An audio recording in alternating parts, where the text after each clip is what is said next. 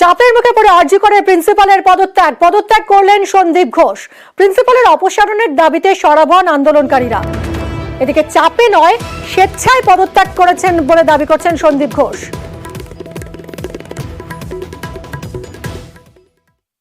ফিরে এসেছি, কিন্তু এইবারের ঘটনা সম্পূর্ণ আলাদা। এখানে রাজনীতি করা হচ্ছে।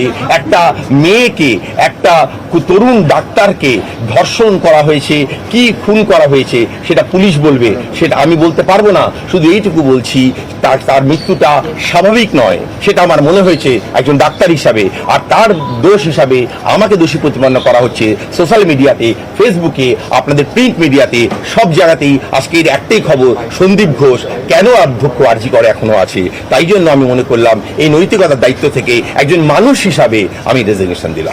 কিছু স্বার্থান্বেষী, কিছু বিরুদ্ধ গোষ্ঠী পুরোটা রাজনৈতিক খেলা নেমেছে, রাজনৈতিক খেলায় মত্ত হয়েছে।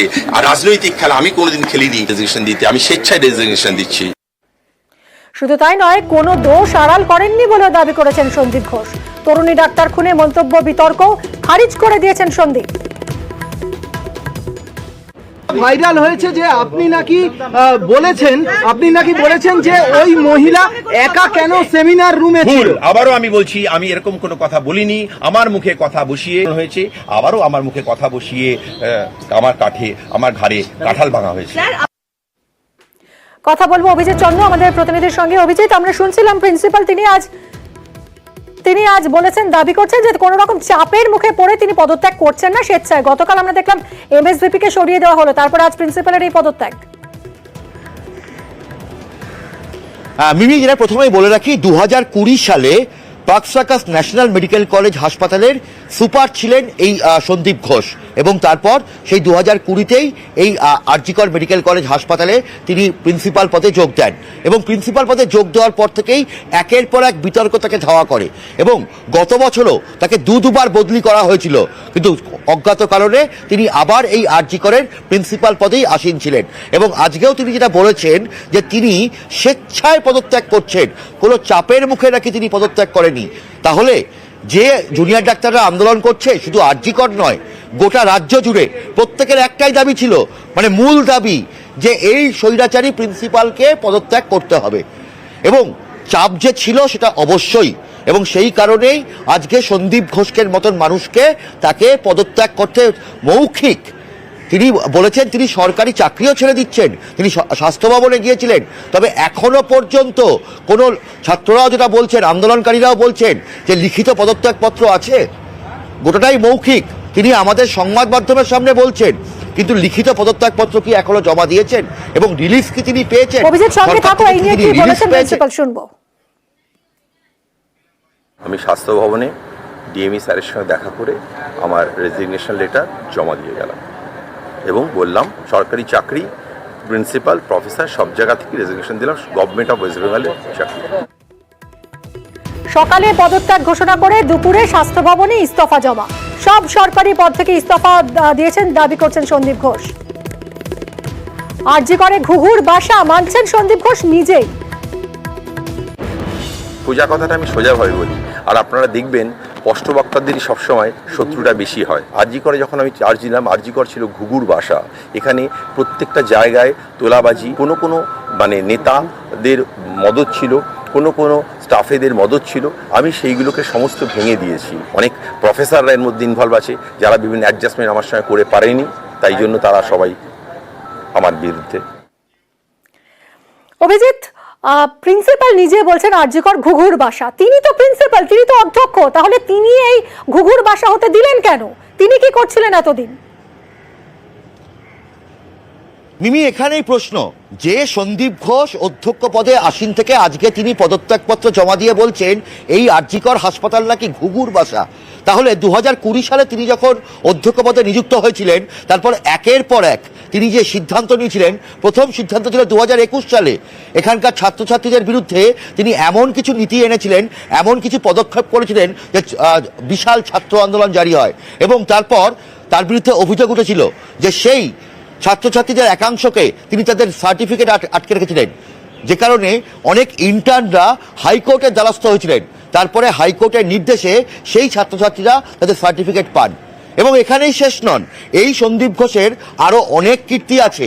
2023 অর্থাৎ গত বছর তাকে দুবার বদলি করা হয়। গত বছর তাকে দুবার বদলি করা হয়েছিল। দুবারই তাকে মুর্শিদাবাদ মেডিকেল কলেজে পাঠানো হয়েছিল। একবার মার্চ মাসে, মে মাসে, একবার তাকে সেপ্টেম্বর মাসের আগেই তার বিরুদ্ধে এই হাসপাতালেরই non medical assistant super Akhtar Ali তিনি অভিযোগ করেছিলেন যে কোভিডের সময়, করোনার সময় কেন্দ্র এবং রাজ্যের যে বিপুল পরিমাণে টাকা এসেছিল এই আরজিকর হাসপাতালে, সেই টাকা 9-6 করেছিল এই সন্দীপ ঘোষ। এই প্রিন্সিপাল তিনি দুর্নীতি করেছিলেন, লাখ লাখ টাকা নয়, কোটি টাকার ওপরে। এমনকি এখানকার বায়োমেডিক্যাল ওয়েস্ট অর্থাৎ চিকিৎসা বর্জ্য, যে গ্লাভস, সিরিঞ্জ, এগুলো বাইরে পাচার করা হতো, বাংলাদেশে পাচার হতো, এমনটাও অভিযোগ উঠেছিল তার বিরুদ্ধে। তার বিরুদ্ধে আরও নানাবিধ অভিযোগ। তার নিরাপত্তা রক্ষীকে এই হাসপাতালে দুটি পিপিপি মডেলের সেন্টারের দায়িত্ব দেওয়া হয়েছিল, এমনটাই অভিযোগ। এমনকি এখানকার যে পার্কিংয়ের টাকার একটা নিয়মিত ভাগ প্রিন্সিপালের কাছে যেত বলে অভিযোগ। এবং বিভিন্ন কারণে তাকে প্রথমে মে মাসে সরিয়ে দেওয়া হয়েছিল। 48 ঘন্টার মধ্যে স্বাস্থ্য দপ্তর তাকে পুনর্বহাল করে। আবার গত বছর 10ই সেপ্টেম্বর তাকে এখান থেকে সরিয়ে মুর্শিদাবাদ মেডিকেল কলেজের অর্থোপেডিক বিভাগের প্রফেসর করা হয়েছিল। অর্থাৎ দুবার তাকে বদলি করা হলেও কোনো এক অজানা কারণে তিনি আবারও ফিরে এসেছেন আরজিকর হাসপাতালে এবং এখন ইস্তফা দিয়ে তিনি বলছেন, তিনি দাবি করছেন আরজিকর হাসপাতাল ঘুঘুর বাসা। কাজেই তিনি নিজে কিন্তু একেবারে সব যে অভিযোগগুলো তার বিরুদ্ধে উঠছে তার ঊর্ধ্বে উঠতে পারলেন না। ইস্তফা দিয়েছেন তিনি চাপের মুখে পড়ে, কিন্তু দাবি করছেন তিনি কোনো রকম চাপের মুখে পড়ে দেননি, তিনি স্বেচ্ছায় ইস্তফা দিয়েছেন।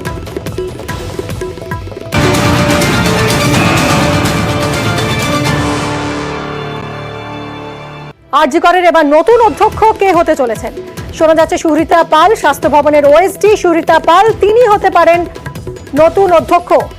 অভিজিতের কাছ থেকে আরো ডিটেলে জানবো। অভিজিৎ, এই বিষয়ে কি জানা যাচ্ছে এখনো পর্যন্ত? এই সুহৃতা পাল তিনি কবে থেকে দায়িত্ব গ্রহণ করতে পারেন বা তাকে কি অফিসিয়ালি অধ্যক্ষ পদে আনা হচ্ছে? মিমি, এখনো পর্যন্ত আমরা সকালবেলায় দর্শকদেরকে জানিয়েছিলাম যে আরজিকর মেডিকেল কলেজের অধ্যক্ষকে এখান থেকে পরিবর্তন করা হবে এবং তাকে ন্যাশনাল মেডিকেল কলেজ হাসপাতালের প্রিন্সিপাল পদে নিয়োগ করা হবে এবং তার জায়গায় সুহৃতা পাল, ডক্টর সুহৃতা পাল, যিনি রাজ্য স্বাস্থ্য বিশ্ববিদ্যালয়ের প্রাক্তন উপাচার্য এবং বর্তমানে স্বাস্থ্য দপ্তরের ওএসডি পদে কর্মরত, সেই ডক্টর সুহৃতা পালকে এই আরজিকর মেডিকেল কলেজ হাসপাতালের প্রিন্সিপাল পদে নিযুক্ত করা হবে। যদিও এই খবর দেওয়ার পরই এই সন্দীপ ঘোষ তিনি নিজেই জানান যে তিনি পদত্যাগ করছেন। এখনো পর্যন্ত স্বাস্থ্য দপ্তর নতুন কোনো অর্ডার জারি করেননি, অর্থাৎ নির্দেশিকা জারি করেননি এবং সন্দীপ ঘোষের পদত্যাগপত্র গৃহীত হয়েছে কিনা সেই বিষয়ে তারা কিছু জানাননি। তবে এখনো পর্যন্ত যেটুকু স্বাস্থ্য দপ্তরের সূত্রে যেটা জানা যাচ্ছে, ডক্টর সুহৃতা পাল, যিনি অতীতে রাজ্য স্বাস্থ্য বিশ্ববিদ্যালয়ের উপাচার্য ছিলেন এবং বর্তমানে স্বাস্থ্য দপ্তর অর্থাৎ সল্টলেকের স্বাস্থ্য ভবনে ওএসডি পদে কর্মরত, সেই ডক্টর সুহৃতা পালকেই এখনো পর্যন্ত পাল্লা ভারী যে তিনি এখানকার প্রিন্সিপাল হচ্ছেন। মিমি, অনেক ধন্যবাদ অভিজিৎ।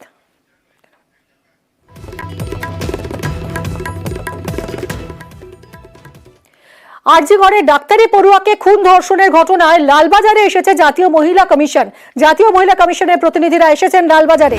নিহত তরুণীর বাড়িতেও যাবেন এনসিডব্লিউর সদস্যরা। কি খবর পাওয়া যাচ্ছে অর্পিতা আমাদের আরো ডিটেলে জানাবেন। আমার সহকর্মী রয়েছেন সঙ্গে। অর্পিতা,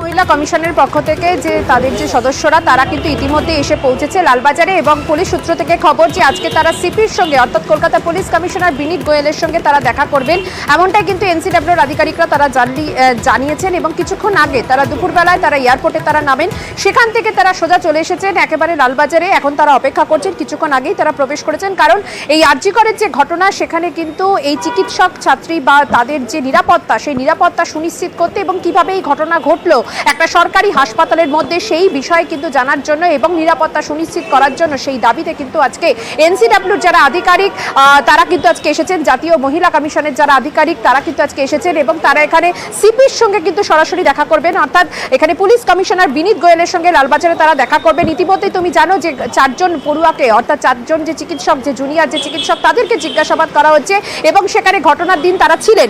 এবারে কিন্তু এই জাতীয় মহিলা কমিশন, সেই জাতীয় মহিলা কমিশনের তরফ থেকেও কিন্তু নিরাপত্তা সুনিশ্চিত এবং কিভাবে এই ঘটনা ঘটলো তার ডিটেলিং কিন্তু জানাবে, কারণ আগামীকাল যেটা জানা যাচ্ছে এনসিডব্লিউর তরফ থেকে অর্থাৎ এই জাতীয় মহিলা কমিশনের তরফ থেকে তারা কিন্তু নির্যাতিতার বাড়িতে তারা যেতে পারেন সোদপুরে, এমনটাই কিন্তু সম্ভাবনা আছে। ফলে আজকে সিপির সঙ্গে কথা বলার পর তারপর কিন্তু তারা সিদ্ধান্ত নেবেন, চূড়ান্ত সিদ্ধান্ত, কারণ এই সরকারি হাসপাতালের ভেতরে যেভাবে চিকিৎসকের উপরে নির্যাতন হয়েছে এবং তাকে যে খুন করা হয়েছে অর্থাৎ যে হত্যা করা হয়েছে, ধর্ষণ করা হয়েছে, সেই ঘটনাতে কিন্তু বলা যায় যে একেবারে কিন্তু চারদিক তোলপাড়। আর এই পরিস্থিতিতে এই চিকিৎসকদের নিরাপত্তার দাবিতে এবং মহিলাদের যে নিরাপত্তা, মূলত যে মহিলারা যারা কিনা রাত্রেবেলা যারা কাজ করেন সেই কর্তব্যরত অবস্থায় মহিলাদের যাতে নিরাপত্তাতে সুনিশ্চিত থাকে এবং কিভাবে এই ঘটনা ঘটলো তা নিয়ে কিন্তু সরাসরি আজকে কলকাতা পুলিশ কমিশনারের সঙ্গে দেখা করতে এলেন এনসিডব্লিউর আধিকারিকরা এবং কিছুক্ষণের মধ্যেই তারা কিন্তু কথা বলে তারা বেরোবেন লালবাজার থেকে। আগামীকাল সোদপুরে নির্যাতিতার বাড়িতে যাওয়ার সম্ভাবনা রয়েছে। ইতিমধ্যে তদন্তের বিষয় তোমাকে জানিয়ে রাখি, হাসপাতালের কিন্তু একাধিক যে চিকিৎসক তারা কিন্তু গোয়েন্দাদের নজরে রয়েছে, যারা কিনা সেদিন যারা ঘটনার দিন যারা ছিলেন অর্থাৎ অন ডিউটি যারা ছিলেন তাদের মধ্যে 4 জনকে ডাকা হলো, আরো বেশ কিছু কিন্তু স্টুডেন্ট এবং চিকিৎসক যারা রয়েছে তাদেরকেও কিন্তু পরবর্তীকালে ডাকা হবে এবং হাসপাতাল কর্তৃপক্ষের যে ভূমিকা, যারা কিনা আত্মহত্যার প্রসঙ্গে যে পরিবারকে যে সেই প্রথম দিকে যেভাবে বলা হয়েছিল তাদেরকেও কিন্তু ডাকা হবে, এমনটাই কিন্তু আমরা লালবাজার সূত্র থেকে আমরা জানতে পারছি। অনেক ধন্যবাদ, এই পর্যায়ে ধন্যবাদ। विक्टिम के घर जाएंगे। अस्पताल आप जाएंगे? नहीं नहीं, कल जाएंगे हॉस्पिटल, ठीक है। और इसका रिपोर्ट आप बनाकर अपने अथॉरिटी को भेजेंगे? जी जी बिल्कुल, कल तक है। हाँ कल तक है, अगर कल नहीं कर पाएंगे कंप्लीट तो एक्सटेंड करेंगे आप इंस्टेंट। এদিকে প্রতিবাদের ঝড় রাজ্য জুড়ে, দেশ জুড়ে প্রতিবাদের ঝড়। আরজিকর কাণ্ডের প্রতিবাদে বিক্ষোভ, অবস্থান কলেজ স্কয়ার থেকে আরজিকর পর্যন্ত মিছিল। আরজিকরের ঘটনার প্রতিবাদে ডাক্তারি পড়ুয়া, সিনিয়র ডাক্তার এবং নাগরিক সমাজের মিছিল।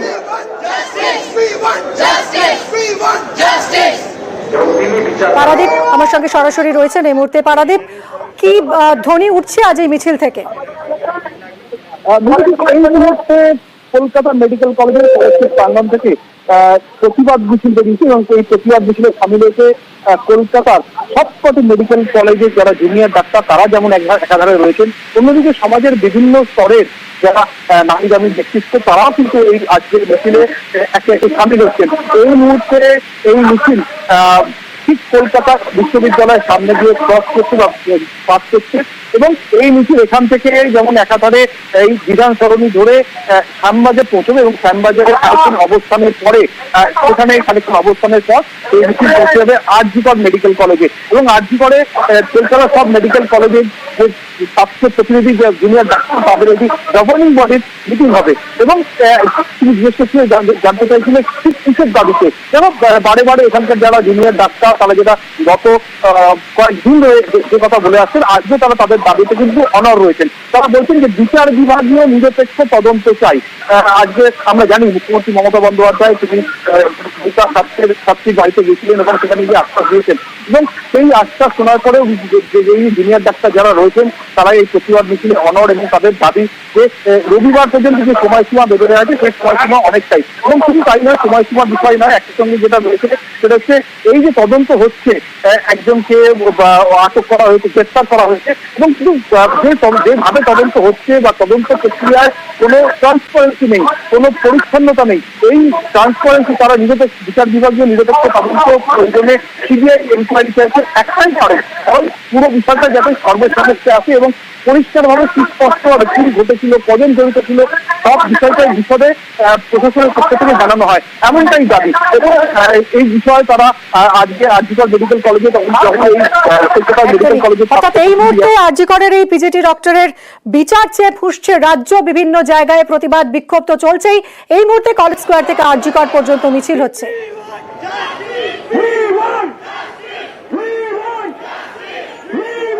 আজকে দাবিগুলো হচ্ছে আমরা এই মুহূর্তে মার্চ করে যাচ্ছি। আমরা শ্যামবাজার মোড়ে দাঁড়াবো, প্রথমে পাঁচমাথার মোড়ে, এবং সেখান থেকে আমরা আরজি করের দিকে মার্চ করব এবং ওখানে গিয়ে আমরা একটা জিবি মিটিং করব। সেখানে আমাদের নেক্সট কোর্স অফ অ্যাকশন যেটা হবে সেইটা আমরা একটা মানে ডিসাইড করবো আর কি আমাদের জিবি মিটিংয়ে, জেনারেল বডি মিটিংয়ে। কারণ আমরা একদম মানে এটা অ্যাকসেপ্ট করতে পারছি না, ট্রান্সপারেন্সিটা একটা ইস্যু রয়ে গেছে এবং আমরা চাই যে সিবিআই তদন্ত হোক এবং ট্রান্সপারেন্টভাবে জিনিসগুলো দেখানো হোক।